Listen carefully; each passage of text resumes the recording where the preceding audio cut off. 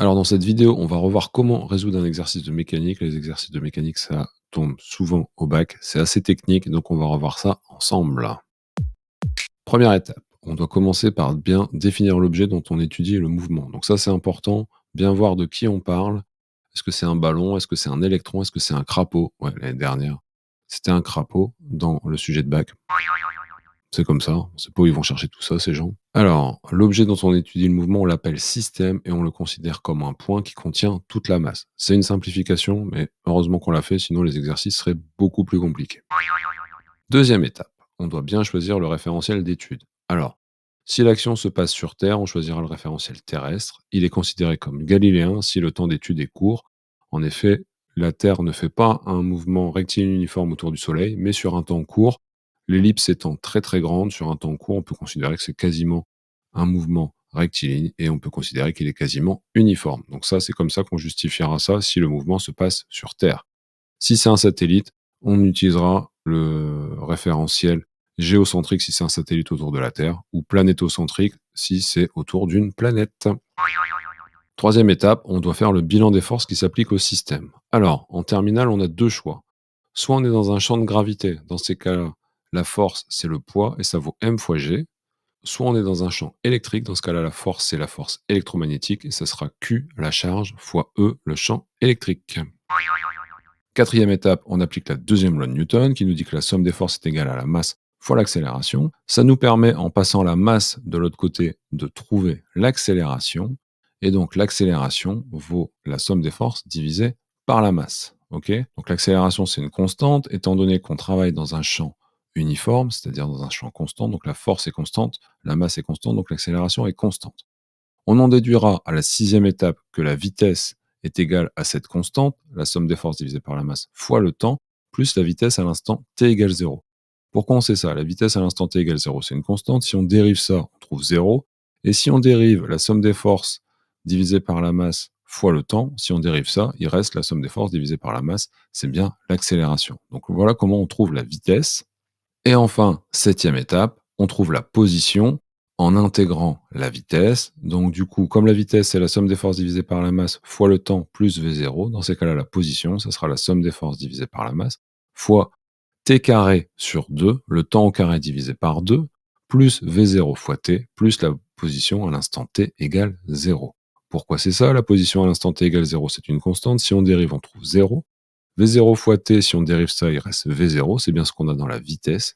Et on a encore la somme des forces divisée par m fois t carré sur 2, mais t carré sur 2, si on le dérive, le 2 du carré passe devant et il disparaît, donc ça va nous faire 2t sur 2, on peut simplifier les deux, il reste t, t fois la somme des forces divisée par m, c'est bien ce qu'on a à la vitesse. Donc voilà le principe, maintenant on va faire ça à chaque fois en fonction des différents cas de figure.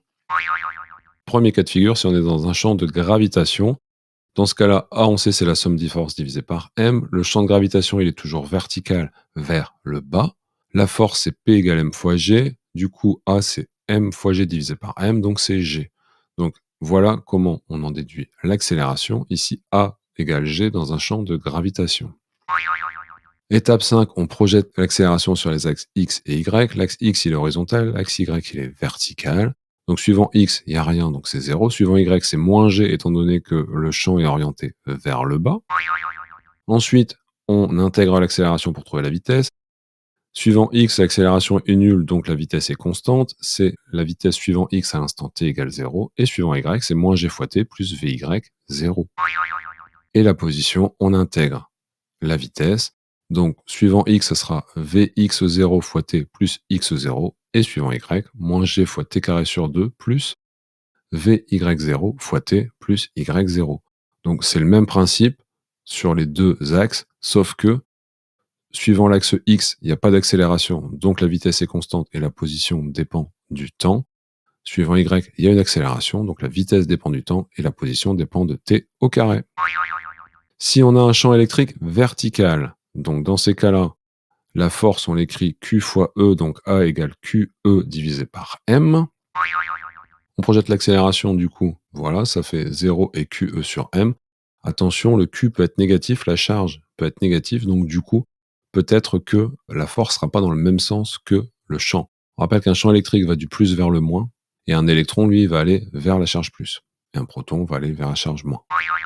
Pour trouver la vitesse, on intègre l'accélération. L'accélération suivant x est nulle, donc ça veut dire que c'est une constante, c'est la valeur de la vitesse à l'instant t égale 0. Suivant y, c'est la constante QE sur m fois t plus la valeur de la vitesse à l'instant t égale 0. Et ensuite, on intègre la vitesse pour trouver la position. Donc ça va nous donner Vx0 fois t plus x0, suivant l'axe x, et suivant l'axe y, c'est QE sur m fois t carré sur 2 plus Vy0 fois t plus y0. Après, en fonction des conditions initiales, des fois il y a Vx qui vaut 0, des fois il y a Vy qui vaut 0, des fois c'est la position suivant x qui vaut 0, des fois c'est la position suivant y qui vaut 0. On peut simplifier des trucs. Et on reprend dans un autre cas de figure si le champ électrique est horizontal. Donc dans ces cas-là, on projette l'accélération, mais cette fois-ci, la force, elle est suivant x, et il n'y a rien suivant y. Et donc on va obtenir la même chose que la dernière fois, sauf qu'on va inverser les colonnes x et y. L'accélération est une constante suivant x, donc la vitesse, ça sera cette même constante QE sur m fois t, plus la valeur de la vitesse à l'instant t égale 0. Suivant y, l'accélération est nulle, donc la vitesse est constante, elle vaut la vitesse à l'instant t égale 0, Vy0. Et la position, on intègre la vitesse, ça nous donne QE sur m fois t carré sur 2, plus Vx0 fois t plus x0, suivant l'axe x, et suivant l'axe y, c'est Vy0 fois t plus y0. On retient le principe, on doit faire la somme des forces est égale à la masse fois l'accélération. Ça, c'est la deuxième loi de Newton. On en déduit que l'accélération, c'est la somme des forces divisée par la masse. Et ça, c'est une constante. Si l'accélération est une constante, ça veut dire que la vitesse est égale à cette même constante fois le temps, plus la vitesse à l'instant t égale 0. Et la position sera égale à toujours cette constante, l'accélération, somme des forces divisée par m, fois t carré sur 2, plus la vitesse à l'instant t égale 0 fois le temps, plus la position à l'instant t égale 0. Il y a des fois, il faut projeter suivant x, il y a des fois, il faut projeter suivant y, mais le principe est toujours le même. La mécanique, ça tombe souvent au bac, mais genre très très très souvent, donc c'est vraiment une partie à bien maîtriser. Ces questions-là, il faut absolument savoir les faire. C'est pas considéré comme des questions difficiles dans le sens où c'est toujours pareil. Donc il faut vraiment refaire pour être capable de le faire facilement. Moi, je vous dis à bientôt, faire la physique et au-delà.